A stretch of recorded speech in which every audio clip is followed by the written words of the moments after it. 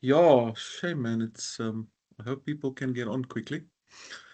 Um, we've got our first assignment on the 28th of March. So I was thinking about next week or so to take you guys, and I hope to see more people online to take you guys through a whole process of academic writing pointers, which is quite important because this is what you're doing. You are academics. So I've got a very nice presentation that I'll take you through with very helpful pointers on academic writing and things you can look out for and so on. What I will also do is once I've marked your first assignment, I will sit with each of you.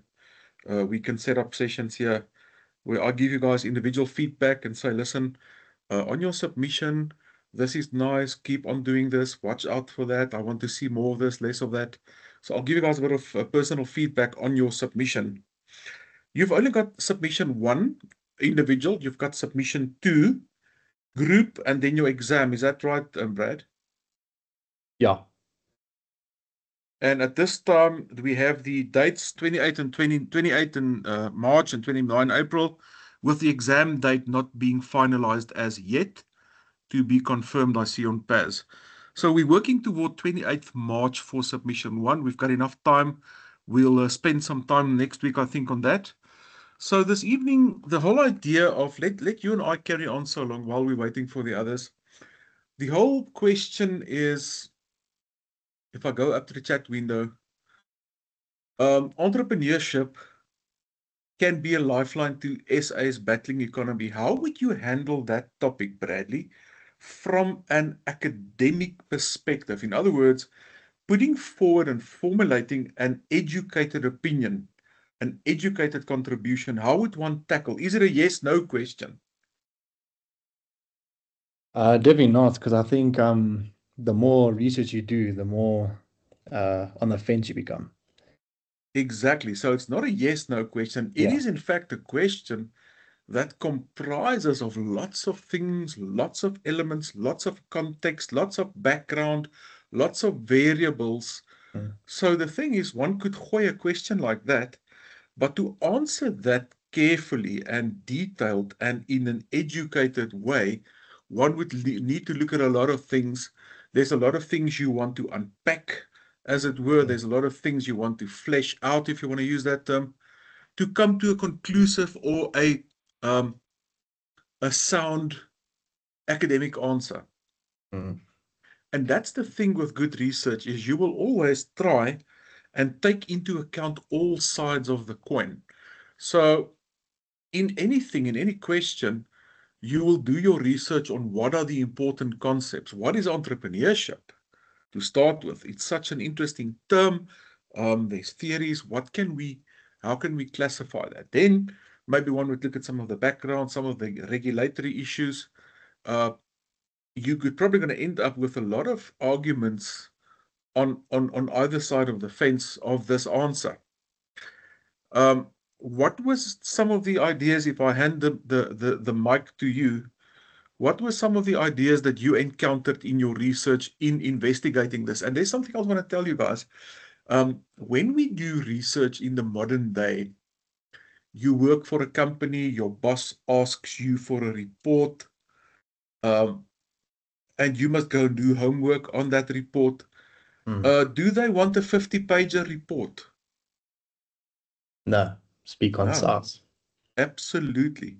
Yeah. You're going to maybe address the leadership, you're going to address the board, you've got 10 or 20 minutes. They want you to come back with something concise. Like you say, it's not a 50-page document. It's a document that adds value. It's a document that can inform decision makers because the board is typically the guys that will make a decision. So they're asking you for this. So you have to work in a way um, yes, Cameron, good evening. You have to work in a way that gets to data. And I think a lot of times now we pressed for time. We don't have days and nights and weeks to do that. So you have to get to good data, to good answers, and get back with an accurate reflection of what the story holds. And in most things in life, most cases in life, there are two sides to a coin. Mm. and just drink my juice. Two sides to the coin. So you will probably come up with pros and cons, and you will say, this is the one story, but on the other hand, we have to consider this. You give them a balanced report of what is happening. Cameron, welcome. Do you have sound this evening?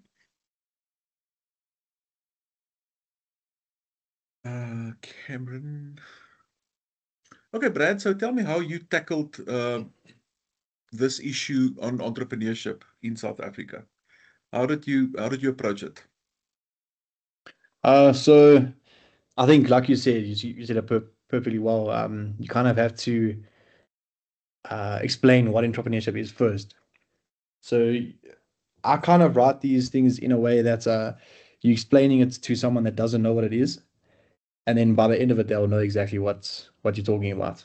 I like it. So you can explain it to the layman, as it were, right? Yes, yes, in layman's terms, in a way. But Mhm. obviously, there will be parts where it will be more in depth and whatnot. But the Sure. first initial part is just to create a foreground. And so I did that firstly, and then I pretty much just listed a few, well, not list, but I just indicated a few pros, then cons as well of it. And then within a few of the cons, I then explained further. And in few of the pros, I then explained further. Um, for example, I did print one out here. So there was one in regards to let me just find it chatting on these pages. What do you think, Um, Kate? so it's definitely like the policies, because I know for a practical example with us now is that we need ISO 22000. Okay.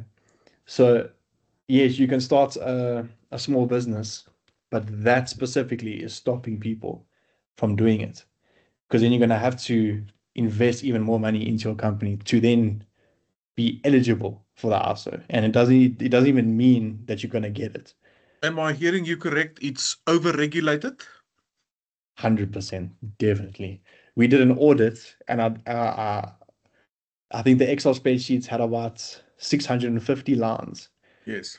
and we had to mark each and every single one. The auditor came through the factory, said, if you stand in the center of the factory and you see any sunlight other than through a window or through clear roofing Yes. or a clear ceiling, then it's not food safe.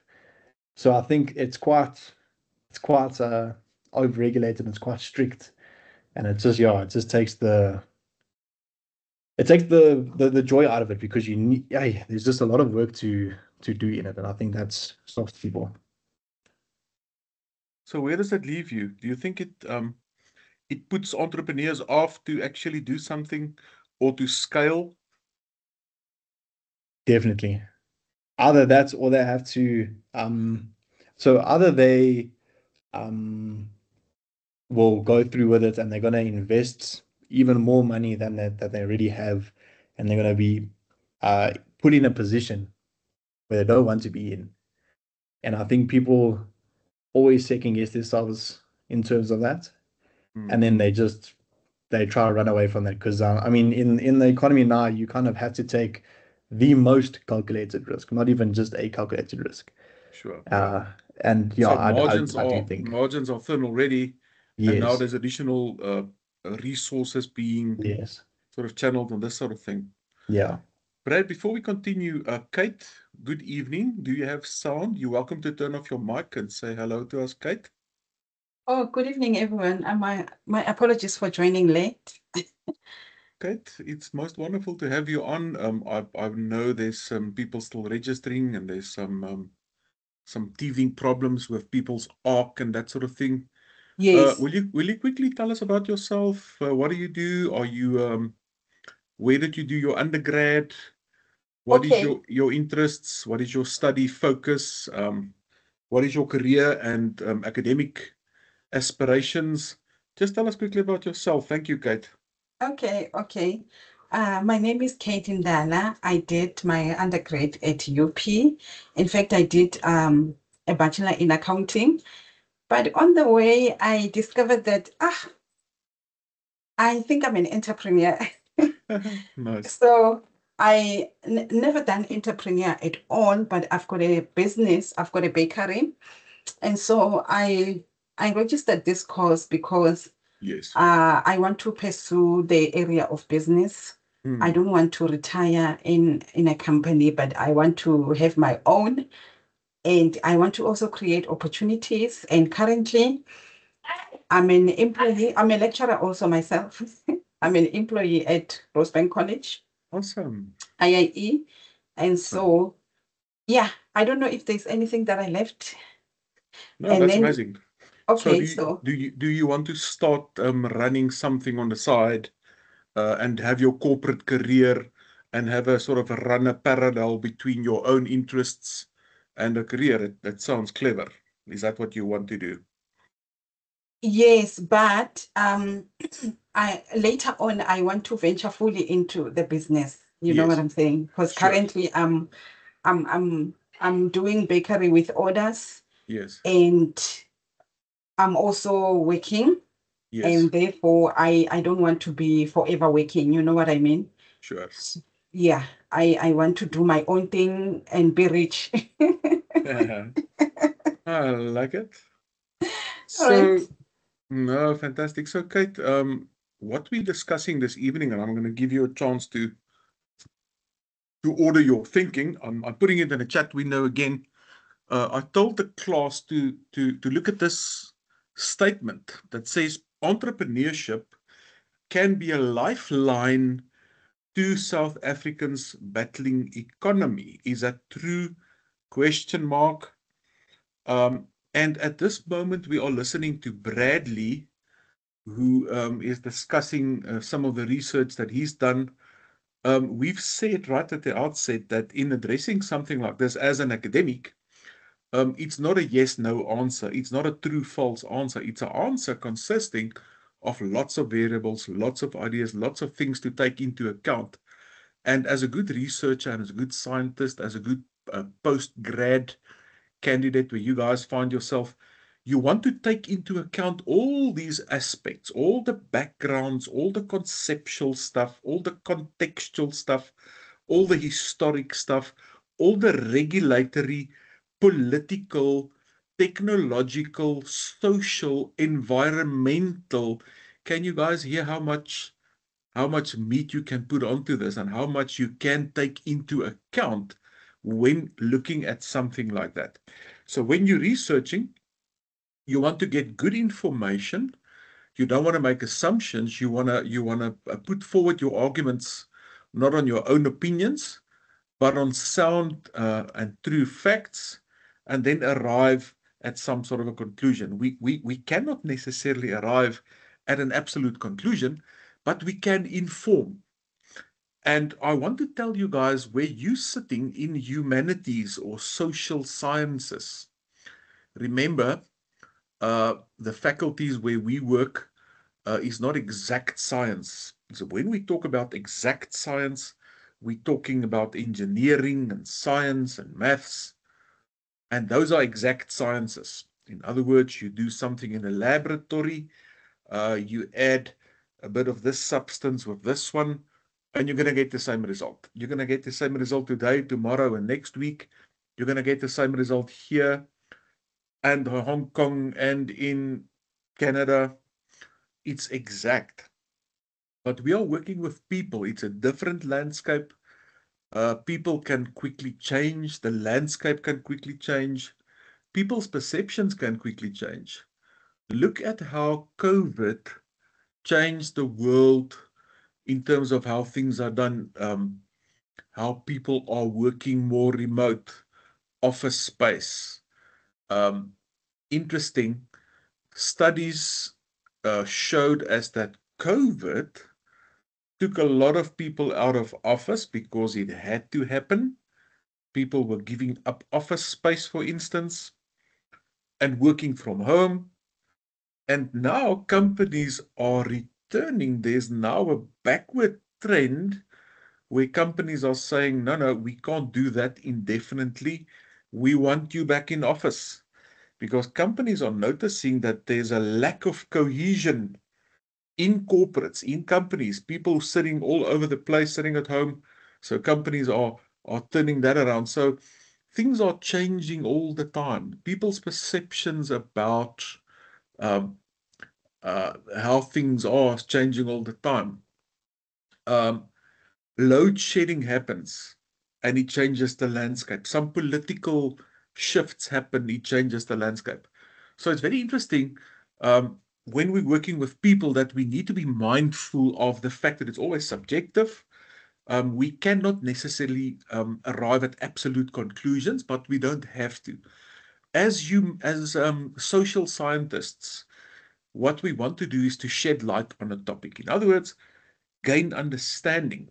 If you decide to do qualitative in your REMI project, a qualitative focus is always about understanding, shedding light, gaining insight, informing decision makers, identifying variables that speaks to the topic and that sort of thing. And the wonderful thing is that we are never under pressure to come to absolute conclusions. In fact, because we live in a very complex world, if we say, listen, we just want to oversimplify the problems we have, then you guys are going to lose academic credibility or scientific credibility. I want to give you an example. In SAA, just tell me, do you think SAA should still be operating? What do you think? You can tell me in the chat window. Who says SAA must get lifelines and saved and operate? Post office. Do you think the post office should still be operating?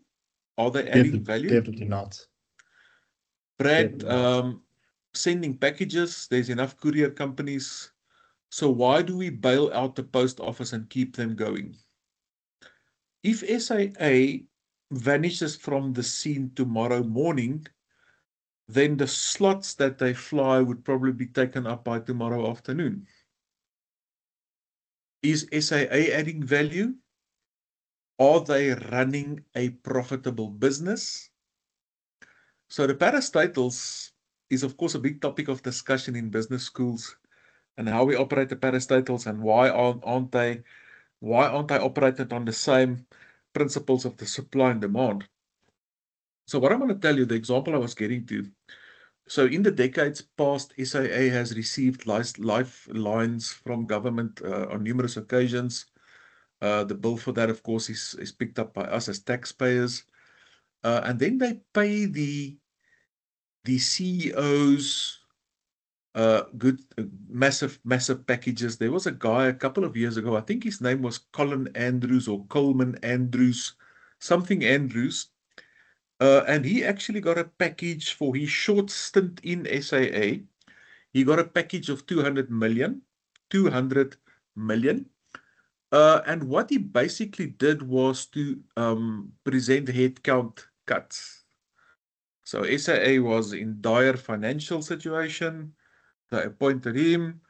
He basically came up with the wisdom and the insight to say, let's fire a third of the people, and that's what they did.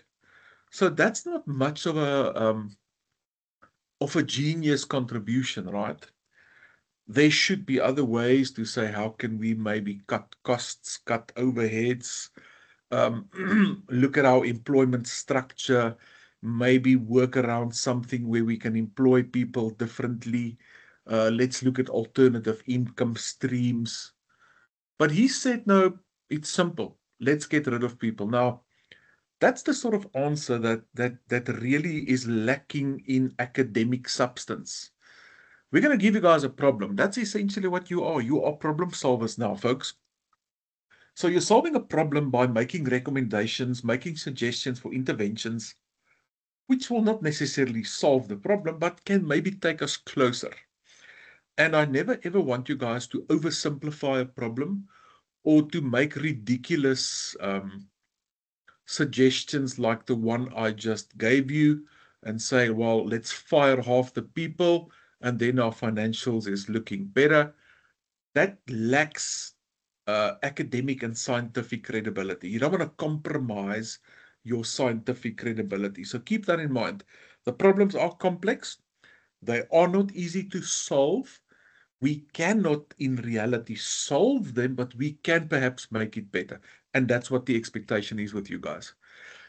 Possibly upgrade the fleet, plans to be more efficient. You say you're talking now about different stuff. You're talking about stuff that's workable. Exactly. Good point, Cameron.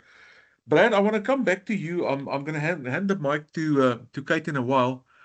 On the topic then of entrepreneurship as a lifeline to South Africa, the background is that entrepreneurs and SMEs are encouraged as a massive employer to do their business. But there's some things here that make it difficult. What do you want to add to your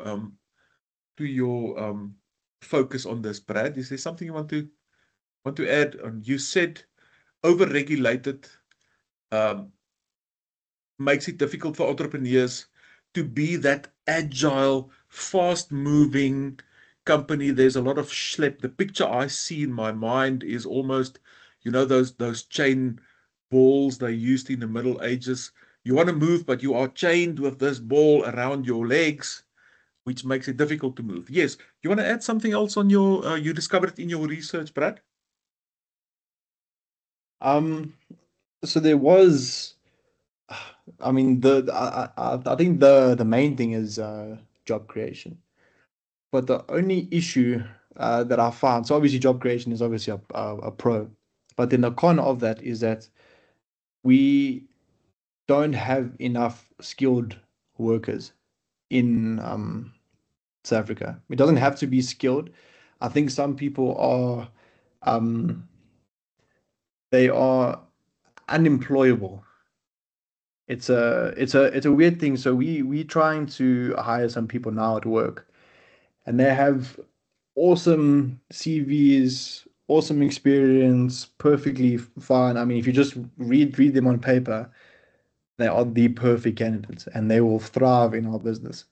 As Yes. soon as they come in for the interview, whoever it is, it's just they've either lied on their CV, they've either yeah, they genuinely we've had big issues with people lying Really? on the CV. We've had yeah, we've had people say that they've worked at Shoprite and they've worked at Freshmark and they've worked at Woolworths Yes. as shop managers, and we phone the branch. We say, have you ever heard about this guy? Yes. No, nothing. And you can see it, and I think it's just becoming an issue where people are unemployable. They they're just not what they say they are.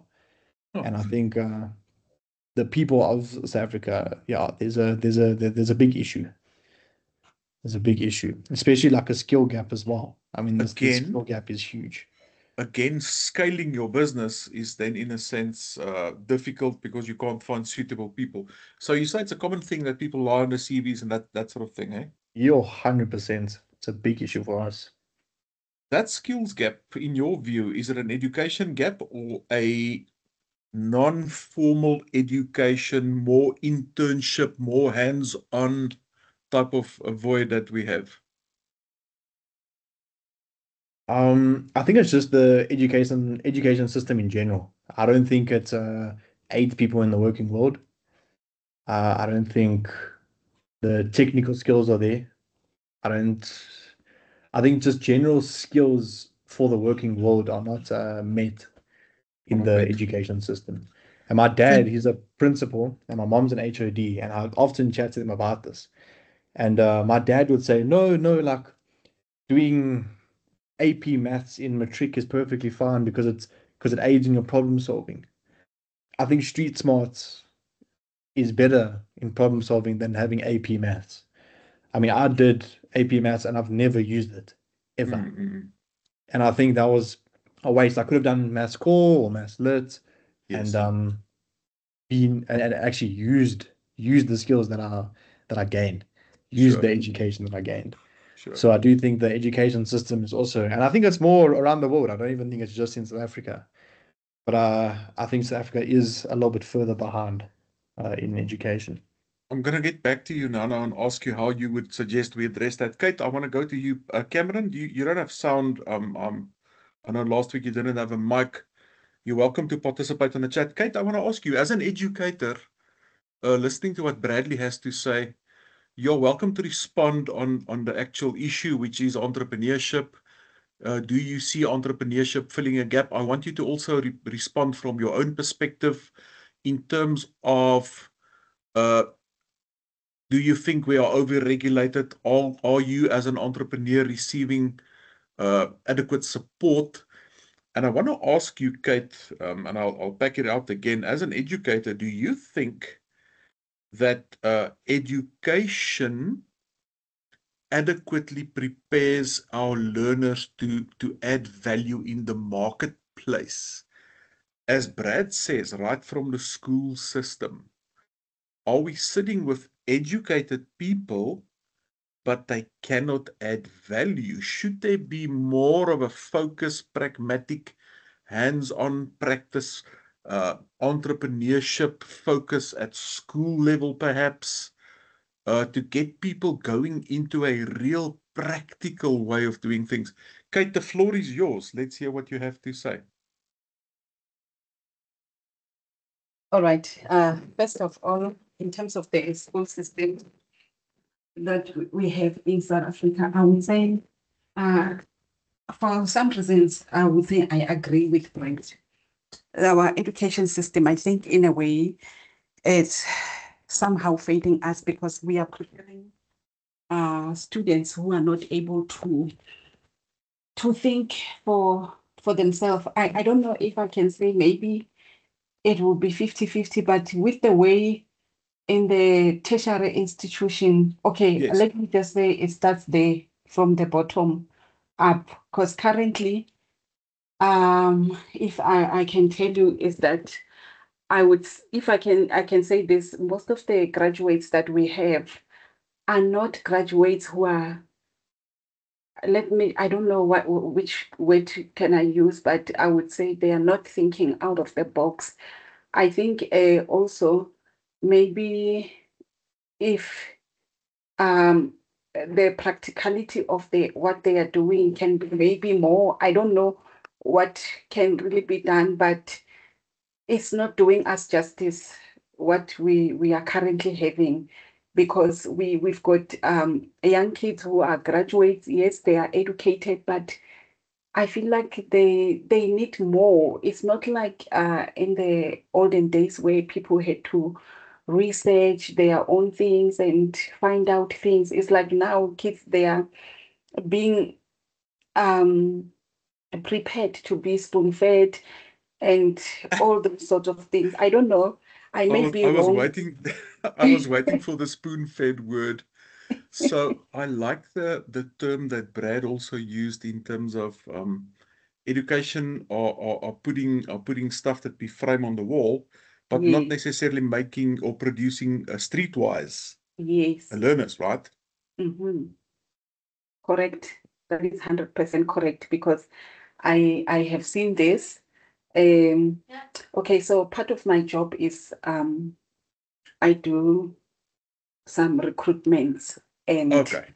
I will Okay. find people who maybe are highly educated, but when it comes to the ground floor of doing the job, they are failing. I don't know if I'm making sense. You'll Can I find can some. I can I can I say, if I hear you correct, they've got the qual, but Yes, they're not adding real value. yes.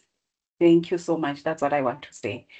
And so with regard to entrepreneur, I feel like people, we do have so much interest in Yes. starting our own businesses. Yes. And I'm not so familiar so much about this. I don't know the subject very well, but I would say that resources are there. I believe so. I believe resources are there.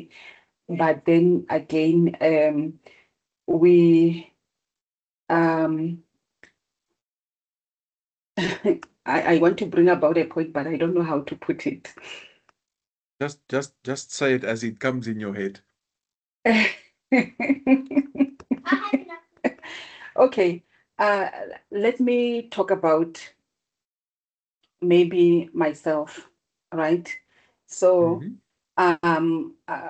okay, I started this business and I made findings about where to get the funds and all of that.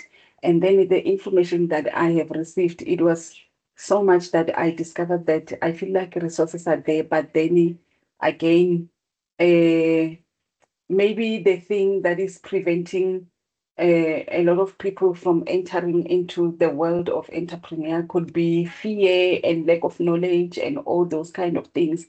But then resources are there that needs us to use them, and also maybe we have this I don't know, but let me just put it nicely. Let me think about it again now. I'll give it to you. Thank you for now. Thank you, thank you, thank you. Quick question. Entrepreneurs, are they born or are they made?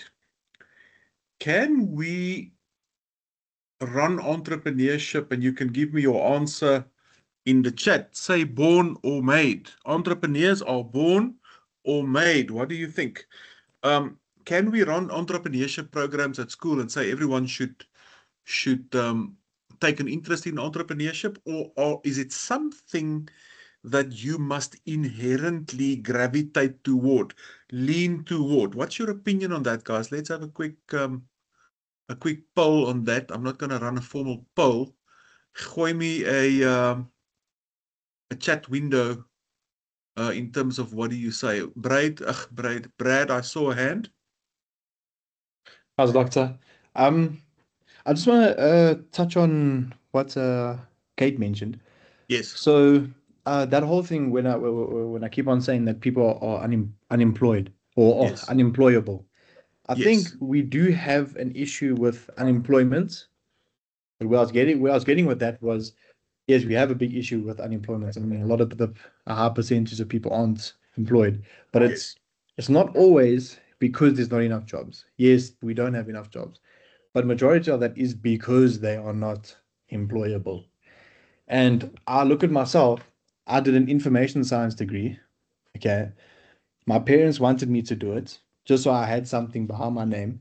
I didn't really enjoy it. And now I'm working in sales. I mean, it's completely different. I don't even think about the information science degree that I did, but I'm working in sales and I've honestly learned more in the year that I've been on the ground working than the 3 years that I was in Tux for.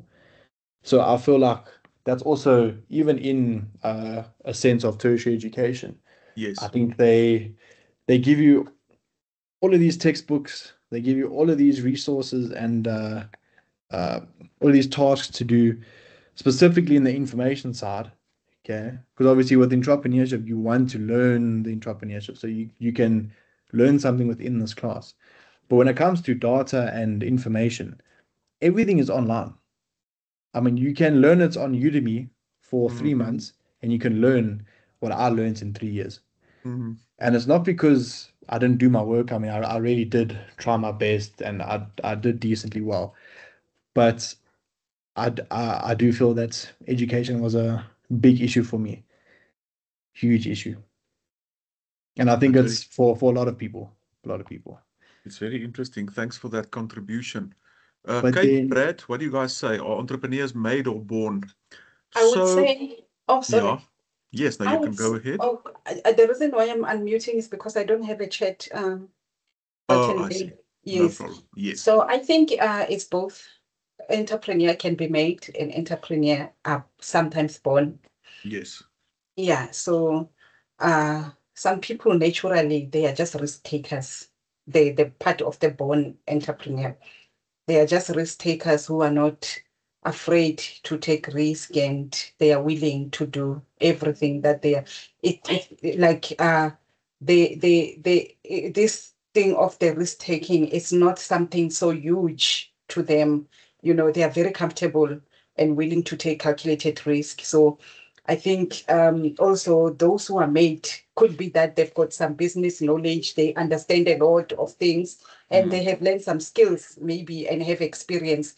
So in a way, I would say that it will play both sides to say they can be born, they can also be made.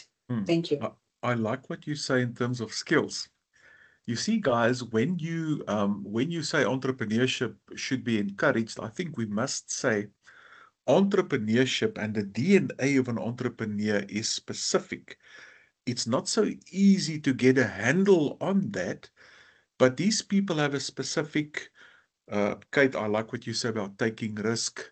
So they're not risk averse. They like to do their own thing. I don't think entrepreneurship is for anyone. When we saw that clearly was, I remember when my dad retired. My dad was a civil servant, and he retired in the 90s or 80s, I think the 90s. And of course, they got a package. And a lot of the guys from their package, the lump sum they received, my father's peers, started their own businesses, and most of them just failed.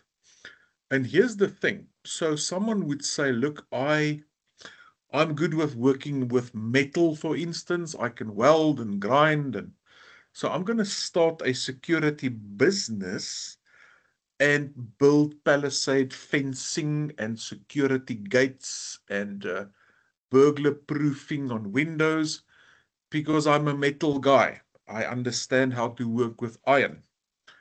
And after 6 months, the guy is bankrupt and the money's gone. And here's the thing. Running a security business is not I see the hand, Brad, I'll take it now, is not about working with iron. Running a business is about business skills. The fact that you are doing iron work and welding and grinding and painting and putting up metal and fences and palisades, that's just the commodity that you are trading in. You might have traded in any other commodity. So don't say because I'm good with welding, I can run a welding business or a security business. That was one of the big mistakes that people made. So entrepreneurship and business skills and business, let's call it business savvy, is something that is very key to entrepreneurs. They can see opportunities. They've got an eye for something that can work. So it's definitely not for everyone. Yes, Brad. Sorry, Doctor. I just want to say, Cameron's put some good pointers in the chat. He has. Let's read what he says. Cam says, with our SMME's difficulty that have been experienced from the side of regulatory bodies, there's SARS, there's ports, there's all sorts of other ones as well, not operating effectively to give us the go-ahead to import machinery in a timely manner, not getting access to technology needed in the business to build forward and create jobs in essence. In other words, the responsibility, the invitation is set out to entrepreneurs to say, listen, create jobs, employ people. But the list is getting longer. We've spoken about over-regulation as one of the challenges that entrepreneurs face. You also brought up people that are unemployable, in other words, difficult to find people that can add value. And what Cameron is raising here is inefficiencies in organizations that you are depending on that makes it difficult for you to do your business and create jobs. Good point. Cameron continues by saying that at base level, skilled employees do not have the basic skills to participate even at a basic level of jobs. From the retail side, employees make the business work, need large numbers of staff to accomplish day to day.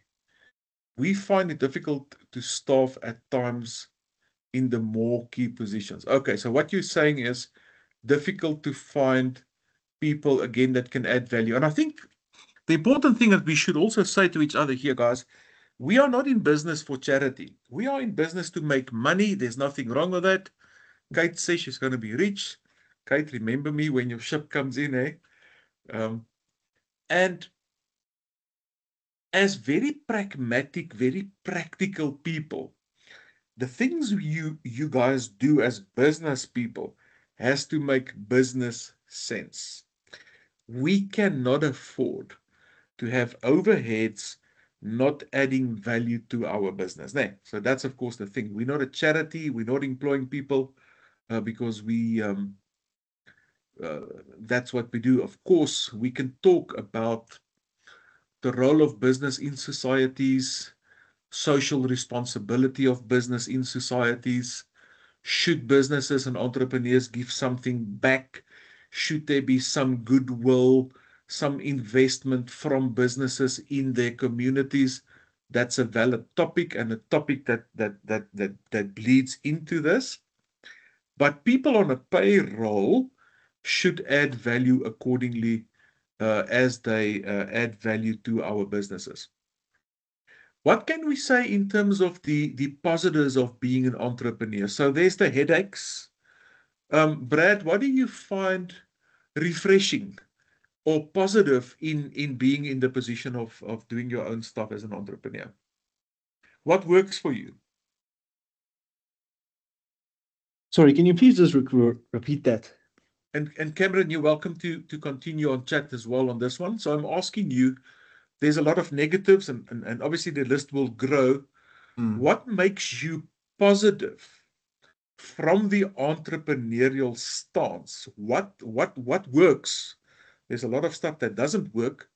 What does work for you? What does you make you excited? What makes you sticking and holding on to doing what you are doing as an entrepreneur?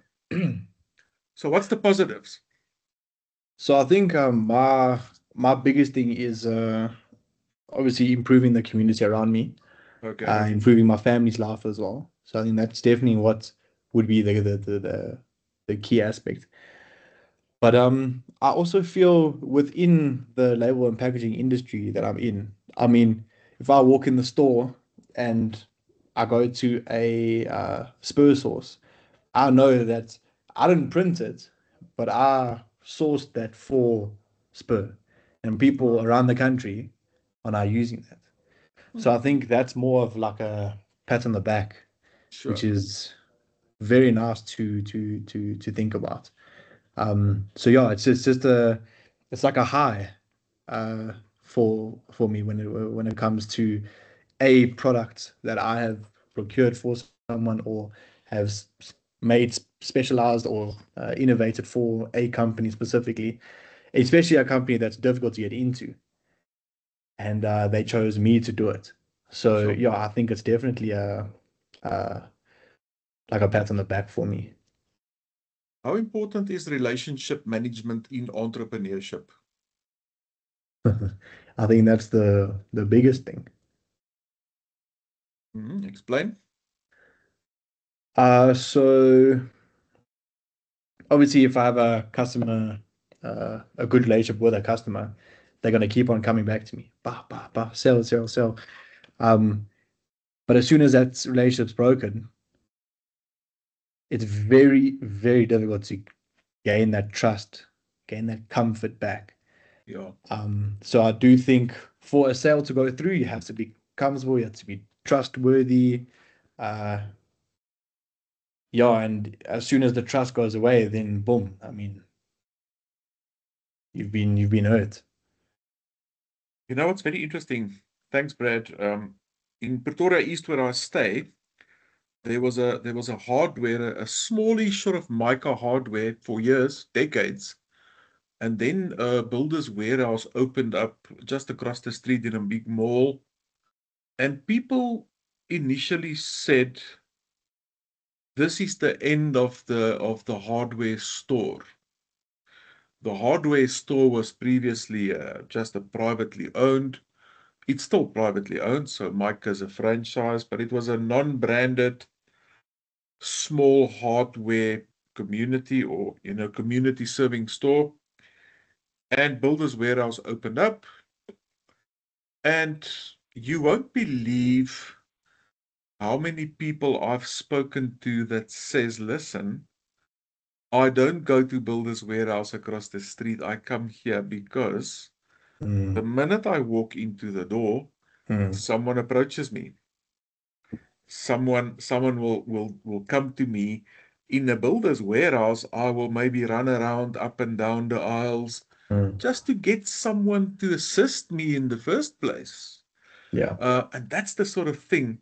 It's almost as if people don't necessarily want to deal with the nameless, faceless, big vendors, but that relationship thing. I'm 100% of the opinion that one of the key business success factors of the future is relationships, because people are relational beings, people are social beings. You walk into the shop and people say, hi, Ruan, hi, Brad, hi, Kate, hi, Cameron. And already there's this feeling of, oh, wow, that's amazing. And they can be intentional about it. Kate, I want to hear what you say before you respond. Let's read what Cameron says. Energy for opportunities, the drive behind doing business, accomplishing goals, gives you that big check mark and good feeling. All right, that is why you do what you do. That is why you still enjoy. There's the thrill of running that own business and doing your own thing. I think entrepreneurs got that free spirit. They also like the perks, quote unquote, of doing their own thing. There's often a degree of freedom associated with running your own business and that sort of thing. So you rather do that with all the drama than go and work for someone else. Kate, own business, why? Why would you do that? Someone will ask you, oh my goodness, are you tired of living, or why do you want to do your own business? You say, oh no, that's my thing. Tell us why. All What's the right. positives? What works? What works Okay. for you? Okay. First of all, my whole reason for starting a business Yes. was the love of freedom, like, you know what I'm saying? Yep. And money as well. Sorry? Money as well. Sure. Listen, Kate, you are a capitalist. That's good. You must be. So I love seeing people enjoying my products. It makes me Yes. happy Okay. when There's people are, fulfillment, right? yes, the fulfillment that comes out with it is so good. You know, like when people choose your products over this and that, Yes. the comments and all that. And another thing is I love what I do. Like I enjoy, it's therapy for me. I can come back from work tired and somebody will just put an order, and when I start baking, it's like it's an automatic thing that will just satisfy me to be in that kitchen, to be, you know. So I would want to venture into it full time, and I don't know how it will be like maybe doing it full time, but I have an idea of how it will turn out to be. Like the most important thing is I love doing what I do, and it brings satisfaction when I see people enjoying those donuts, satisfaction when people enjoy those scones and all that. So it makes me happy. And the job that I do right now, obviously that's not my business, but it's all about changing lives. Also that, and when I'm an entrepreneur and successful, I also want to give back into the community. So I take this also as giving back into the community. You know, when you change lives, teaching one child at a time, and their lives are being changed, that's good satisfaction for me. Thank you. Kate, how are we going to organize? How are we going to organize tasting your produce in an online space? How are we going to get those donuts and scones distributed amongst ourselves? In the online space, oh, I really never thought of that. We have to make a plan, eh? We have to make we have to organize some sort of a get together. Yes, we can do that. We can just meet somewhere. I work at a post it on the weekend, so you just Just send me which post and I'm gonna send it to. I'll send it. All right, I will Thank do so. you. Thank you. Organize or die, hey? Brad says, I've got a client that uses feeding tag for horse food in Zimbabwe. I drove to the border to deliver their order because they needed it urgently. I'll get a monthly order from them just because I helped them out. Interesting, hey? You filled a real need. Very interesting. Kate, I want to almost, listening to what you're saying, use the word passion for what you're doing. I like that, to say there's passion slash enthusiasm that drives you to do what you do. And obviously it comes with pain, but you do that because you are passionate about that. I'm asking something else here, guys. When we have small businesses, now we know SMME classification, they call it small business, but it can actually be quite big in terms of headcounts. They would qualify a 50-person business as a small business still, which is far from small in the traditional sense. Once you start growing heads, it's difficult to maintain that unique entrepreneurial culture. You get into a more formalized corporate type of vibe where there's more structured, policy-driven practices. When do you lose that more informal entrepreneurial culture, headcount wise? What do you guys think? And you're welcome to post it.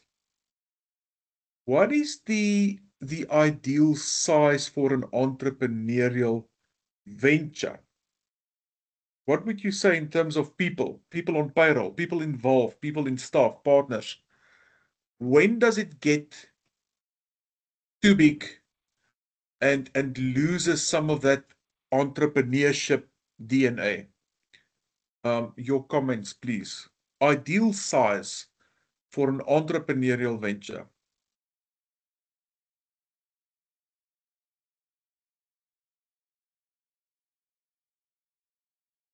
I think it's quite a broad question. But I think if you're talking in terms of headcount, if we want numerical values, I'd prefer to go percentage wise. But if you were to hit like you need more than 50% of your payroll to be in a factory.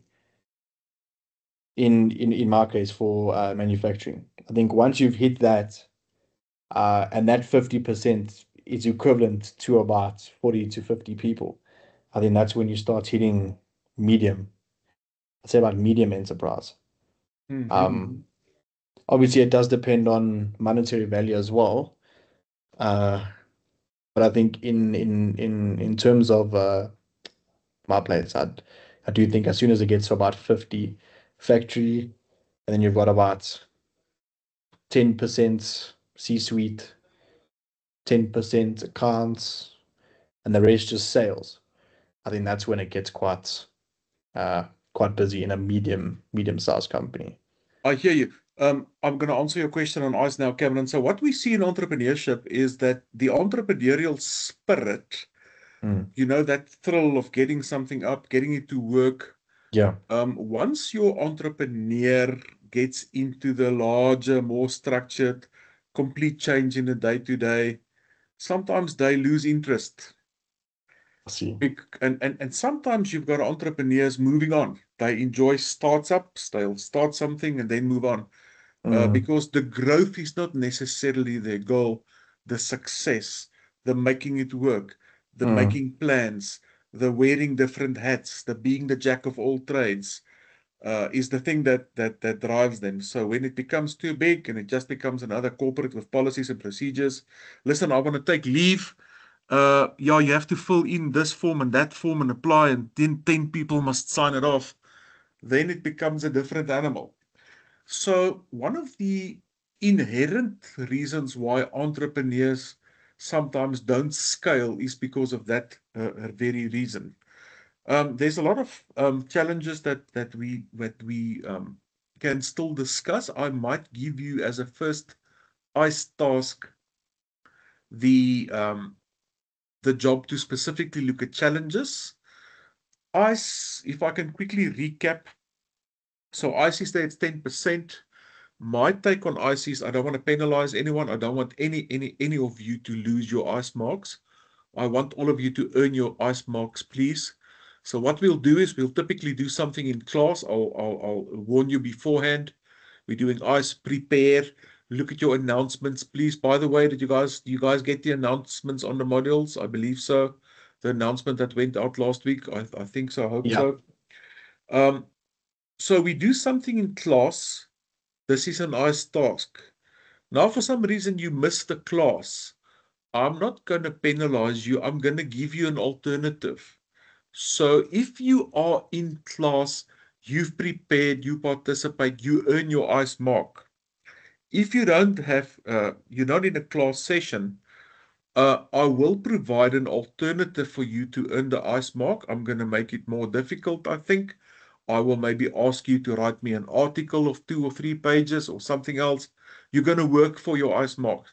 So the best one is, the best place is to just pitch up in class, engage, prepare, participate in a class discussion, and your attendance here will earn you the ICE mark.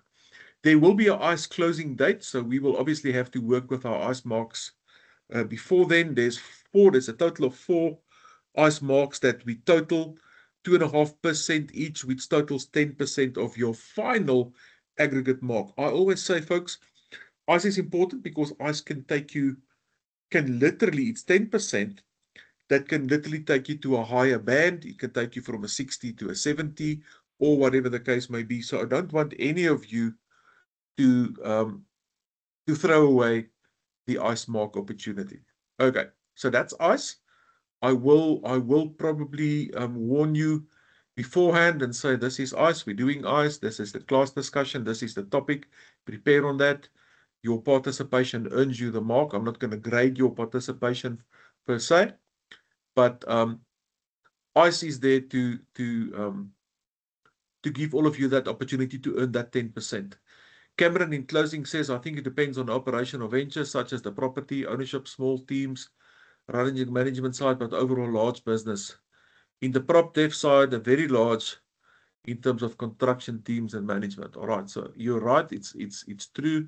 It depends on the nature of the business and how much involvement sits with the entrepreneur, leader, founder, and to what degree other people and other teams are mandated to take care of the work. Guys, think about this topic again. Watch your announcement, please. If you can find your other classmates, I'm seeing the names here of Claudia Baloyi, Simone Bezuidenhout, and then there's Kate, Brad, and Cameron. It looks like there's at least 5 students registered for the module.